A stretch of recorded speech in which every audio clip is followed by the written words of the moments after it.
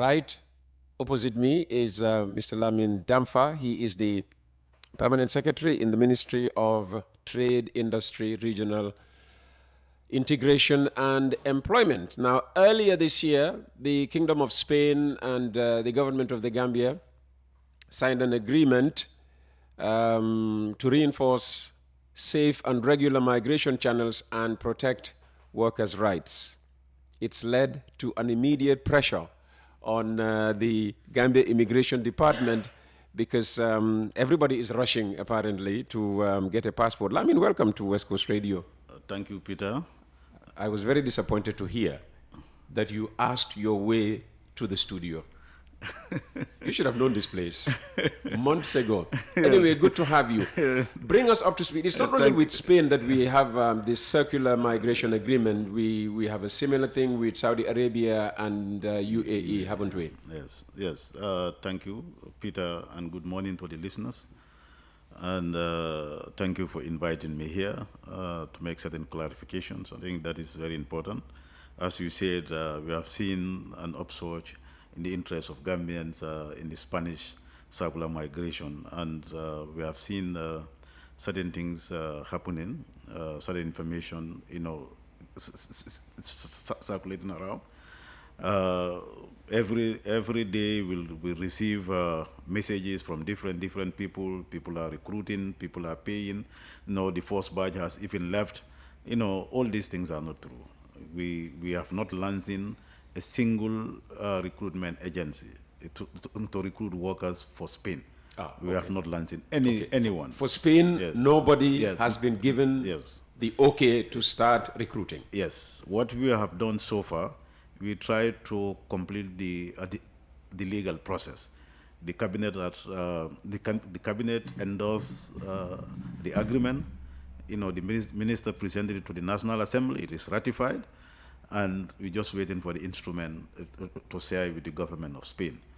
And we also in discussions with the government of Spain in terms of the procedures, because this agreement is different from that of Saudi and UAE, because this is mainly going to be implemented by government, and no private individual will be involved. Okay, let's Yes. stay with the Spanish agreement. There are people who have evidence that people who were supposedly cleared by the Ministry of Trade, Industry, Regional Integration and Employment, MOTAI, to recruit workers for Spain had actually started asking for money and issuing receipts, in the amounts paid.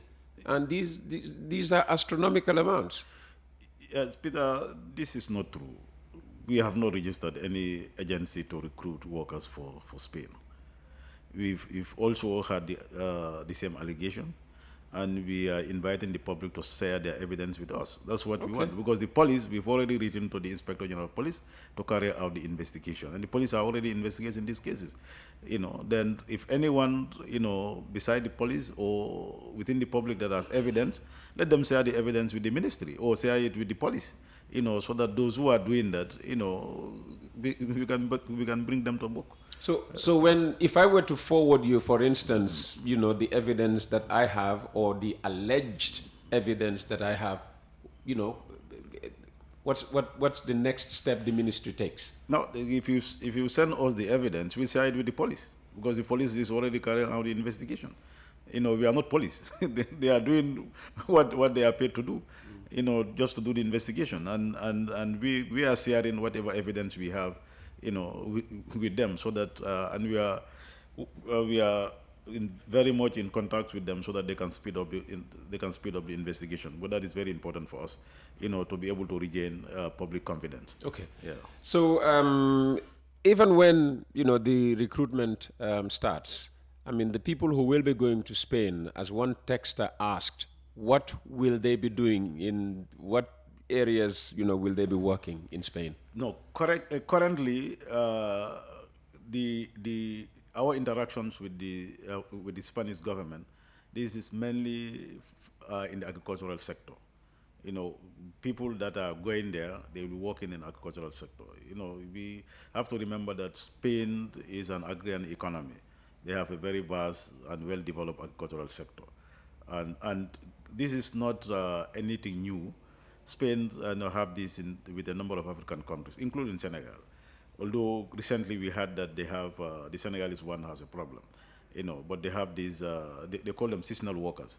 They go there during the harvesting period, and they have different harvesting period. Then you go there for 6 months, you come back, then anytime there is a new harvest, then then they will call you, you go back, up to a period of time, then you can be given residence to stay, with your family. So the period is 6 months. Yeah, because the harvesting period is usually 6 months. Okay. It's because they are seasonal workers. Okay. Yeah. Okay. And what are other conditions? Currently, we are waiting for them to share the conditions and the criteria with us. This may not start in 2025 then. No, we are. Sorry, in 2024 I meant to say. Yeah, we are expecting, based on our interactions with them, maybe the first batch will leave somewhere in January, because there are a lot of work that we need to do with them, because they're also waiting for the list of workers, from the farming communities that they would want from the Gambia. Oh, okay. Yeah, because they cannot just also say, let the Gambians come. No, there must be a job for Gambians that are going there. Then they are expecting this list of job vacancies from their farmers, and they will share that with us. Okay. Yeah, and other requirements that that Gambians must meet, before going. Okay. Yeah. So what are you waiting for in order to start recruiting recruitment agents or agencies? No, this scheme, there will not be any private recruitment agency. Okay. There will not be any. Government will execute this one. This one is purely government. Through which department? No, we have Department of Labor. They have a unit called Public Employment Service. We also have a multi-stakeholder technical committee, that will be supporting, working very closely with the department in the recruitment process. And this is just at the the pre-selection point, because after that, all the applications that have been selected, the ministry and the other ministry of Spain, the sister ministry of Spain, and will also be involved in the final selection. This is how the scheme is designed. The employers will be involved in the final selection. Then it goes through a process. You have a pre-selection period phase, and you have the final selection phase. In the final selection phase, the government of Spain will be involved. That's the ministry, the equivalent ministry of our Ministry of Labor, and the employers will be involved. Yes. Is there an age limit? Can I apply to go and work in Spain with my 62 years? No, for now we have not got anything like that for now. Then we are waiting for them, for them to share those requirements with us. Yes. Okay. And that's why we are saying that it has not yet started. Okay. Yes. Can the PS clarify the circular from Ministry of Trade about certain agencies assigned to recruit? That communication has an official stamp of the ministry. No, that was an error. That communication was only meant to cover Saudi. Spain was involved, and that was an error. And that was why we made a press release, after that. I think our press release, you should be able to access it. That was an error, and we did press release to correct that error. Because Spain has not started, and we have not launched in any one of them, to be involved in the recruitment of Gambian workers for Spain. Yes. Okay, because somebody has just texted in from outside the country. Good morning, Peter. It is difficult to believe that the government did not license any recruitment agencies. We have seen in social media a list of licensed agencies. This was on the government letterhead and signed by the Director of Employment. Yeah, no, that is true, but that's what I'm trying to clarify. Is that is an error, and we apologize.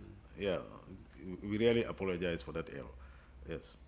Let's talk about Saudi Arabia and United Arab Emirates, because these may be more controversial than even the Spain. The Spain, we might have only jumped the gun, but people have no problem going to Spain. But some of the securities that people want to hear about people being sent to, Saudi Arabia and UAE, especially girls, women, What guarantees, are there that when our women are sent to these two countries, they won't be abused, as we hear women are abused in those countries? Yes, for UAE, we have not started yet. We have signed the agreement, it's been ratified, we send them the instrument of ratification, and we are waiting for them. The one that is on, and the agencies have already started the recruitment process, that's the Saudi. And the Saudi one, the way is designed, is recruitment agencies, has to be licensed by the minister, as based on our Labor Act. Only the licensed recruitment agencies will be involved. And there is a whole entire process that they have to go through before they can be.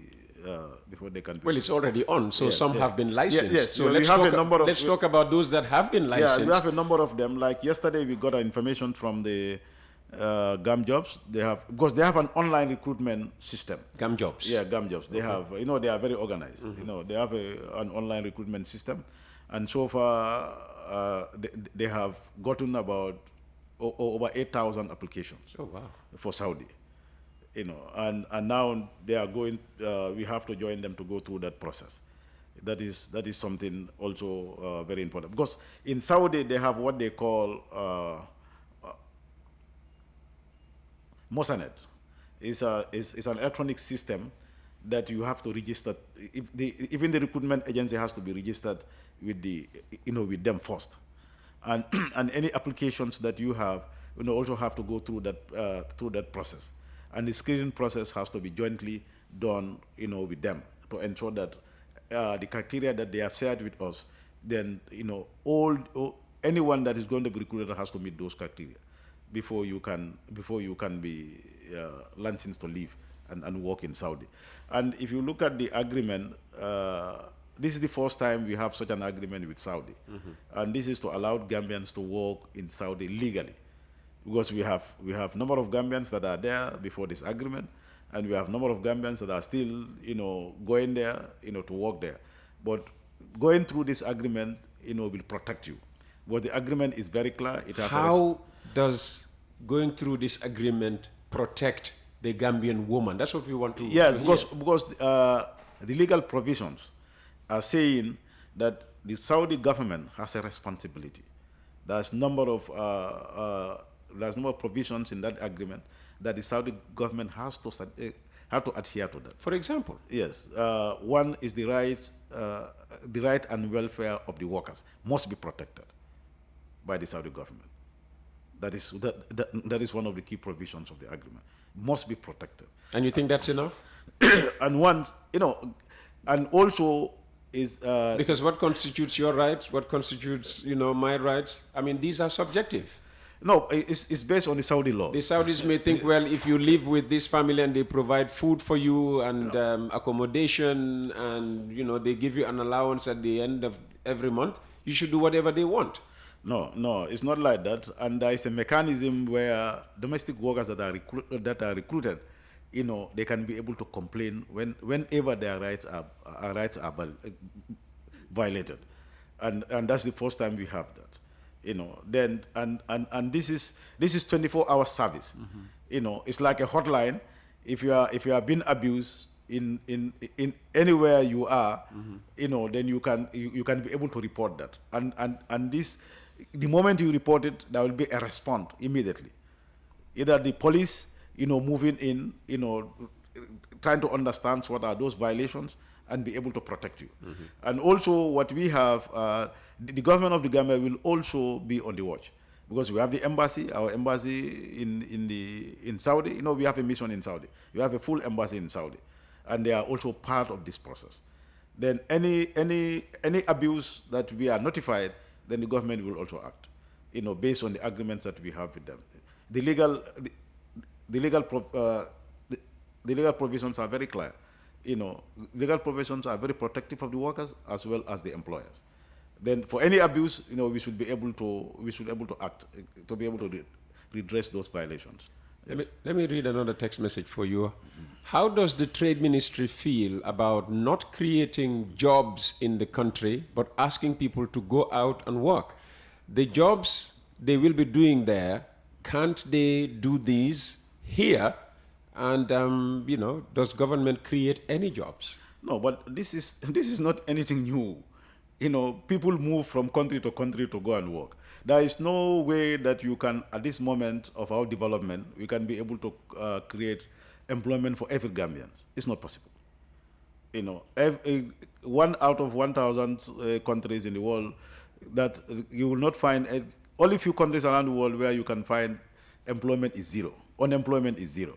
It is not possible. These are employment is also part of development, development process. It depends on your level of development, and this is not new, in the development field. There is no country in Africa, not even in West Africa, in Africa today, that will tell you that I have unemployment free. Then this is also an employment opportunity.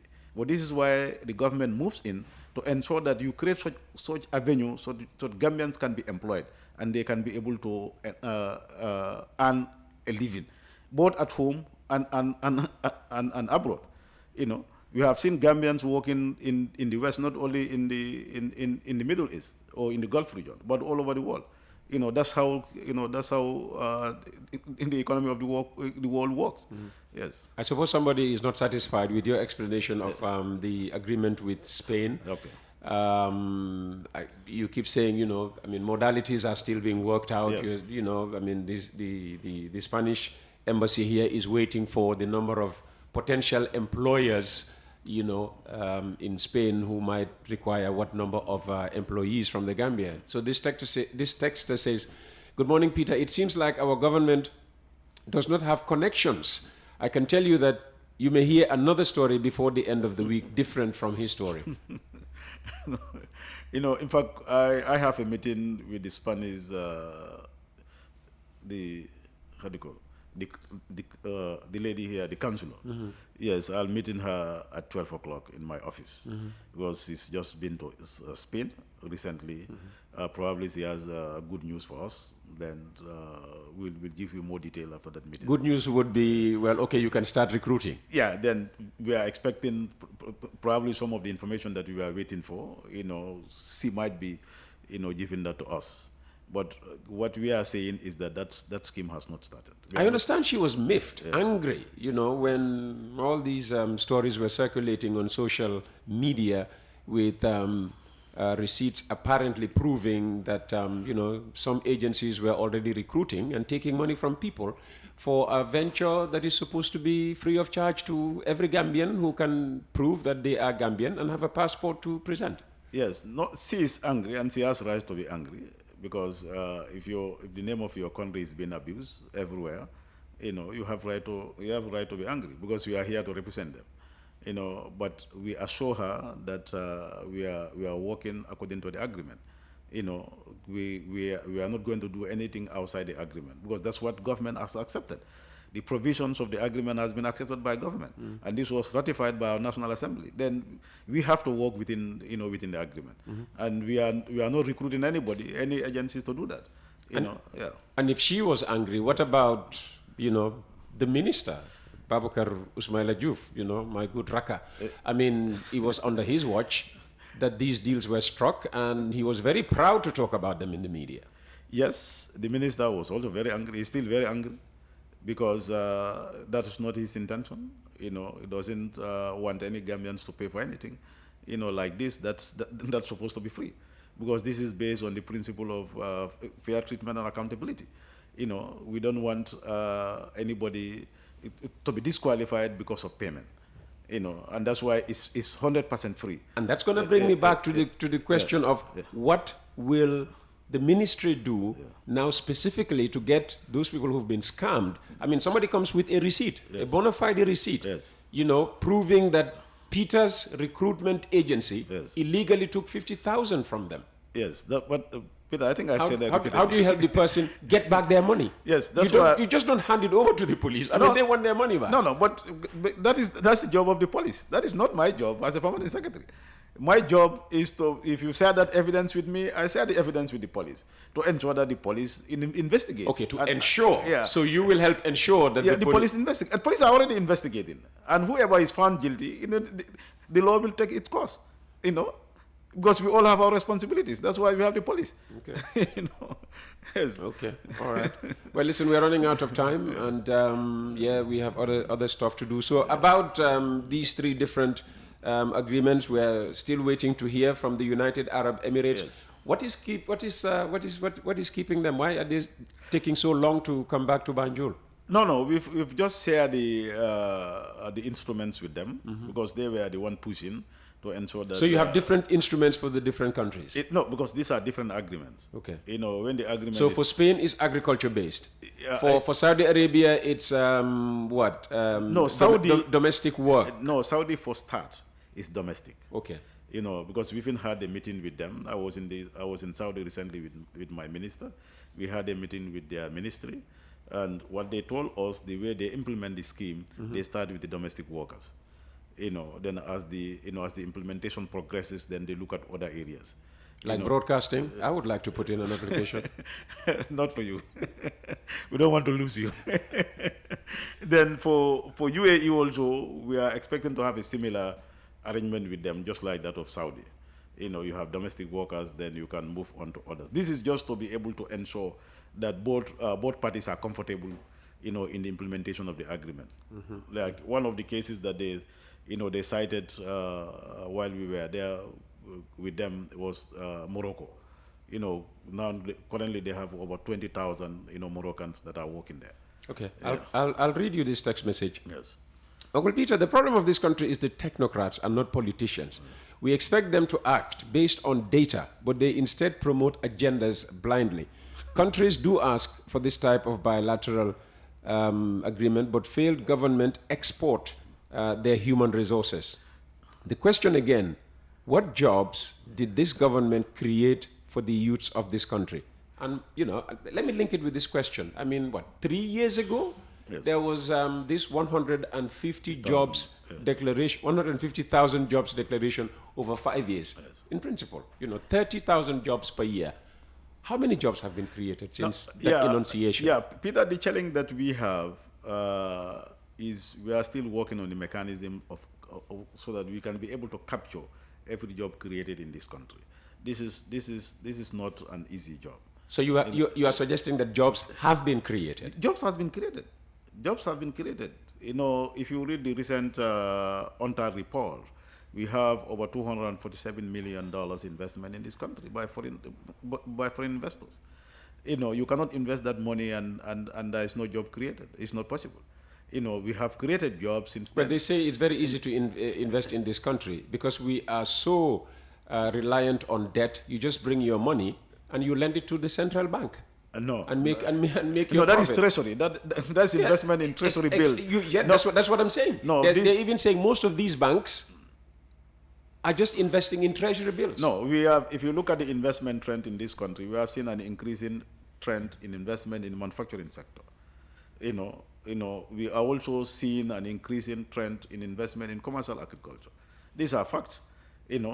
Currently we have three major companies that are producing onion in this country, and we all know agriculture is an intensive labor base, and we have seen that over the last 3 years, and we have also seen an increase also in the service sector.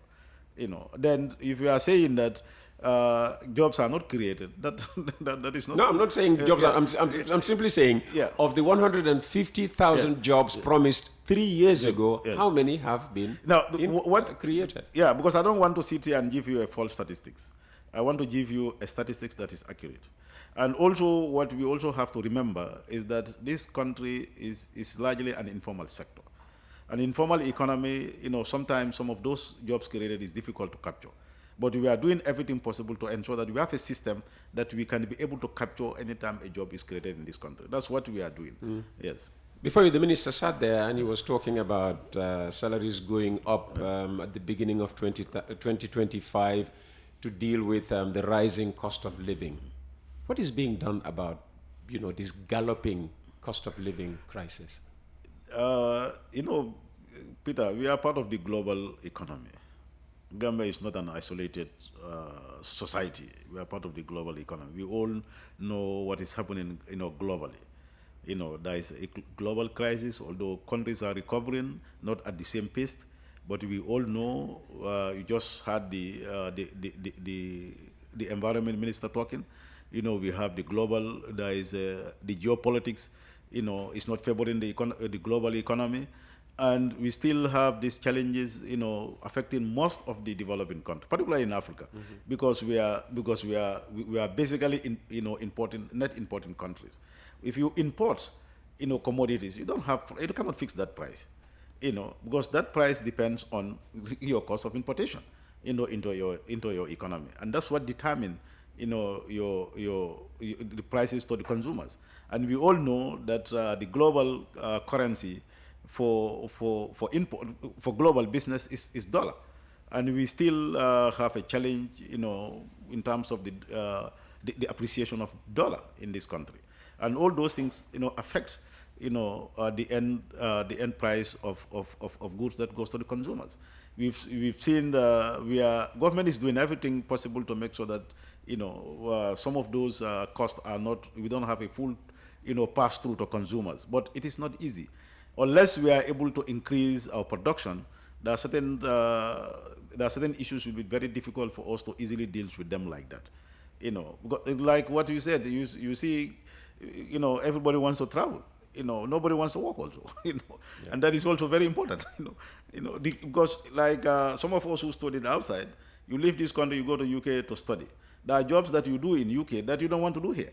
That is, and that's what is happening. Then people going to Saudi, they can do that job in Saudi, but they don't want to do it here. Because in Saudi, at the end of the day, that income gives you a better, income than if you want to do that here. Yeah, absolutely. Yeah. Lamin, thank you very much for your time. Any, final message you might have? My final message is the Spain agreement has not yet started, and when it starts, we'll make sure the public is aware. And the important thing is, yes, you are not to pay a single butut to anyone. Yes, no one. If anybody asks you to pay, please tell the person that I'm not going to pay. And if anybody asks you that I will be able to recruit you to go to Spain, tell the person that you are lying. You cannot do it, because the problem is, the issue is that it is only government who is assigned to do that, according to the agreement, and we are not giving out that right to anybody, because we want to act within the agreement. And because your passport has been accepted does not mean that you have automatic passage to Spain. No, we have to make all these things very clear. Yeah, you have to go through the process, from a pre-selection to the final selection, and that's the time you will know that you will be able to go to Spain. You have to have your contract, everything that is required. You have to meet those requirements first before you can be able. And how transparent will this be? Because already we heard accusations flying about that NPP intends to use this to improve its chances of winning in 2026. Because I mean, how will this selection body shield itself from political influence? No, I will assure you, we don't belong to any political party. We belong to government. Yeah, but your minister could put pressure on you, for instance. No.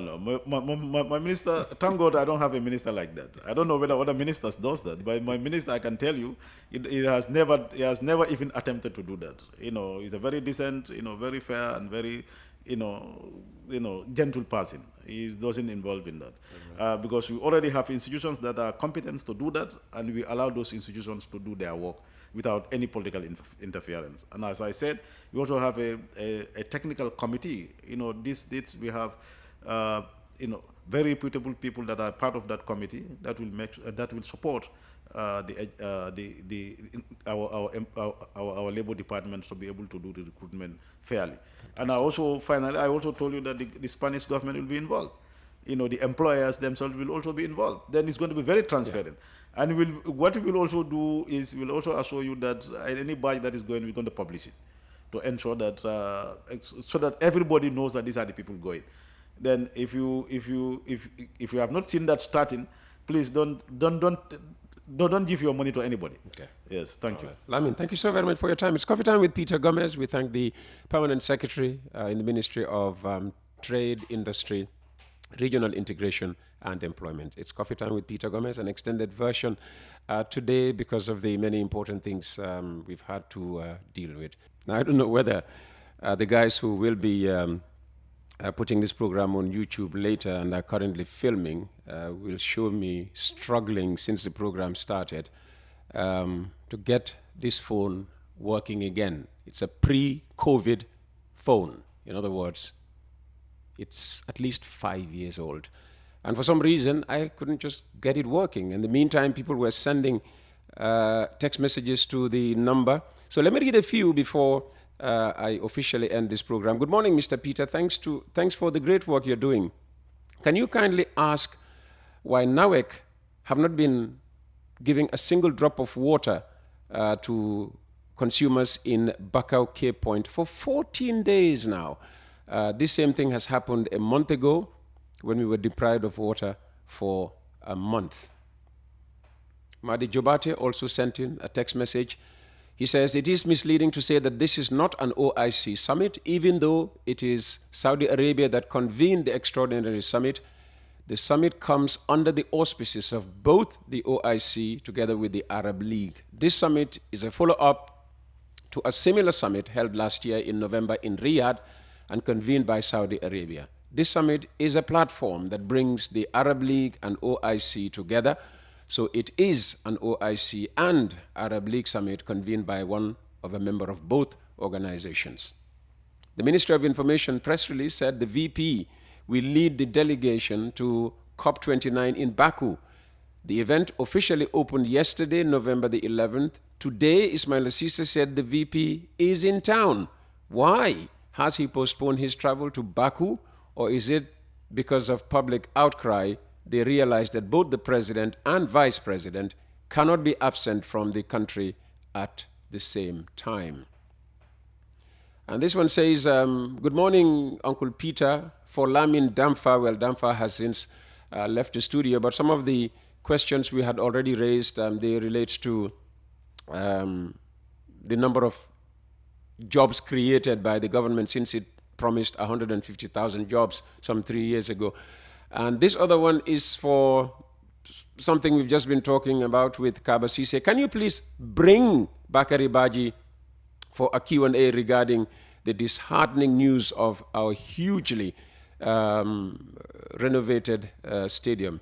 Huge, I suppose the budget he means there. This is from Abdullah Abu Aisha Jallo, always listening to us from Umeå in Sweden. I'm never sure I get that pronunciation right. Now, to be fair to Bakari, usually when I call him and invite him, he reacts positively. So we will try to get him on the program next week live in the studio for some of your questions. This texter says, I don't agree with the PS. The government can indeed create jobs by investing in agriculture. For instance, shifting from rain-fed agriculture to irrigated agriculture. This can enable us to undertake all year-round agriculture and growing rice and feeding the nation. This government, and by extension, all previous governments, are not serious about job creation. Thank you very much for all your text messages. We can't go through all of them. We have come to the end of this edition of Coffee Time. Thank you for the pleasure of your company. I'll be back here tomorrow at 8 o'clock. Thanks for listening. Thanks for watching. Have a very good day. Bye-bye.